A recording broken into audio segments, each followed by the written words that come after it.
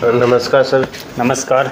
Leech therapy के लिए आम लोगों में कुछ मिथ्या धारणाएं बनी हुई है, हमारे दर्शकों को ये जानकारी दीजिए कि लीच थेरेपी क्या होती है। लीच थेरेपी आज की और बदलते समय के हिसाब से आयुर्वेद की एक ऐसी एडवांस चिकित्सा पद्धति है और लीच थेरेपी का इतिहास बहुत ही पुराना है। जब आप भगवान धन्वंतरी जी की तस्वीर देखोगे तो उनके एक हाथ में लीच उस समय मौजूद थी। आज से 6000 साल पहले लीच के माध्यम से कई सारी बीमारियों का इलाज किया जाता था। तो लीच एक ऐसी चिकित्सा पद्धति है जिसमें एक जलीय जीव के माध्यम से, जिसे जोंक बोला जाता है, उसको कटवा कर कई सारी बीमारियों का और कई सारी रोगों का समाधान किया जाता है, उनका इलाज किया जाता है। उसी चिकित्सा पद्धति को लीच थेरेपी बोला जाता है। जैसा कि सर आप बात कर रहे हो जोग, जो जलोका, जिसको नॉर्मली आम पब्लिक भी जोग के नाम से जानते हैं, लोगों के बीच में ये धारणा बनी हुई है कि ये वही लीच है जो तालाब में हम जब भी उतरते हैं तो पैरों में चिपक जाती है। देखो, जो नॉर्मली तालाबों में पाई जाती है वो एक अलग लीच होती है।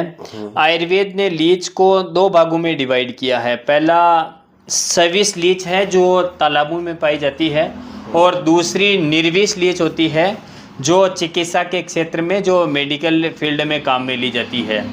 नॉर्मल जो सविस लीच होती है वो भी 6 प्रकार की होती है, और निर्विष लीच जो है वो भी 6 प्रकार की होती है।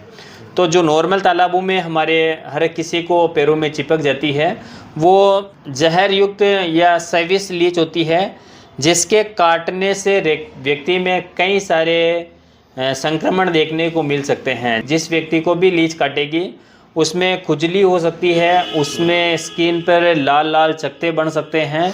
इसके अलावा यदि वो लीच यदि आसानी से छोड़ती नहीं है और ब्लड का शक ज़्यादा कर लेती है तो उस कंडीशन में व्यक्ति को मूर्छा भी आ सकती है।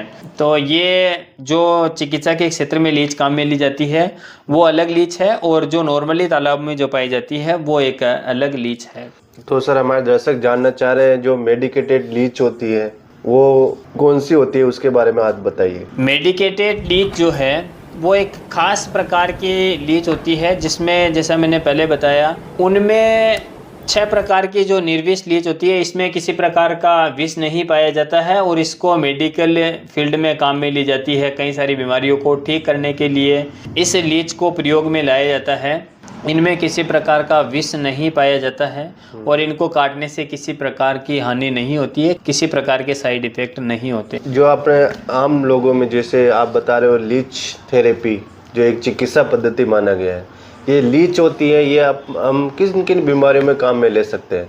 लीच वैसे स्किन से रिलेटिव, ब्लड से रिलेटिव, और जितने भी दाद, खाज, खुजली है, किसी को बाल झड़ने की समस्या है तो उसमें नॉर्मली लीच को काम में लिया जाता है।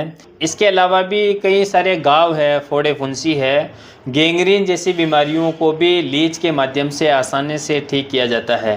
कई सारे व्यक्ति होते हैं जो ब्लड कैंसर से ग्रसित होते हैं, जिनके हार्ट में और कई ब्लड वेसल्स के अंदर, रक्त वाहिनियों के अंदर जो थक्का जम जाता है, उनको ठीक करने के लिए भी लीच को लगाया जाता है, लीच को काम में लिया जाता है। आपने जो लीच थेरेपी बताई, आप बता रहे हो ये लीच थेरेपी स्किन वाले आल प्रॉब्लम में काम में ली जाती है, कैंसर वाले मरीज को भी दे सकते हैं, और जो बाल झड़ने की प्रॉब्लम है उसको भी काम में। क्या ये लीच ये सभी बीमारियों में काम आएगी? तो क्या कारण है कि एक ही लीच सभी बीमारियों में काम आ रही है? ये सभी बीमारियों में इसलिए मैं बोल रहा हूँ क्योंकि लीच की जो लार है उसके अंदर लगभग 100 से अधिक पोषक तत्व मौजूद रहते हैं, और दुनिया में आज तक ऐसी कोई मेडिसिन नहीं बनी है जिसमें एक साथ में इतने अधिक कंटेंट डाल दिए गए हो। सबसे पहली बात तो इसके लार के अंदर हीरोडीन नाम का तत्व मौजूद रहता है, इसीलिए इसको हीरोडोथेरेपी भी बोला जाता है। हीरोडीन नाम के तत्व में एक खासियत होती है कि हमारे ब्लड को क्लॉट होने से बचाता है, रक्त को पतला करता है, और जो हमारी ब्लड की जो प्रॉपर सप्लाई है उसको ठीक करने का काम करता है। जितना ब्लड पतला होगा उतना ही वो हमारे शरीर में आसानी से घूम सकेगा। तो जो क्लोटिंग होती है उसमें भी इसीलिए लीच थेरेपी को काम में लिया जाता है, क्योंकि लीच के लार्वा में मौजूद हीरोडीन जो है वो ब्लड को पतला करने का काम करता है।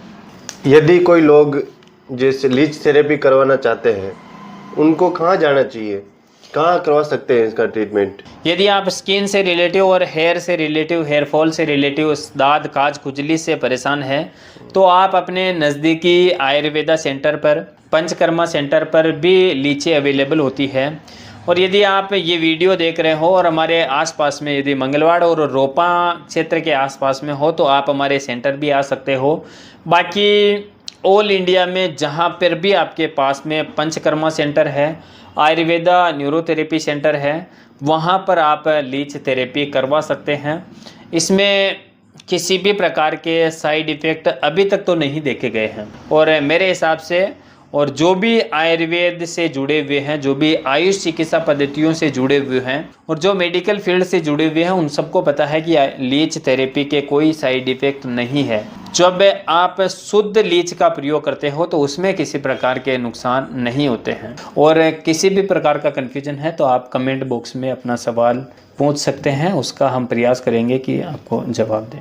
लोग बोलते हैं कि इससे बहुत ज़्यादा पेन होता है या बहुत ज़्यादा काटती है, दर्द होता है, इसके साइड इफ़ेक्ट ऐसा कुछ आपको? नहीं, कुछ नहीं, एकदम नॉर्मल है। कोई दर्द वगैरह? कोई दर्द नहीं होता इससे, एकदम मालूम भी नहीं पड़ता है कि लगाया कि नहीं लगाया। आज के वीडियो में इतना ही, मिलते हैं नेक्स्ट वीडियो में। अगर अभी तक आपने हमारे चैनल को सब्सक्राइब नहीं किया है तो आप उसे सब्सक्राइब कर लीजिए ताकि आपको हेल्थ से रिलेटेड और भी वीडियो देखने को मिले।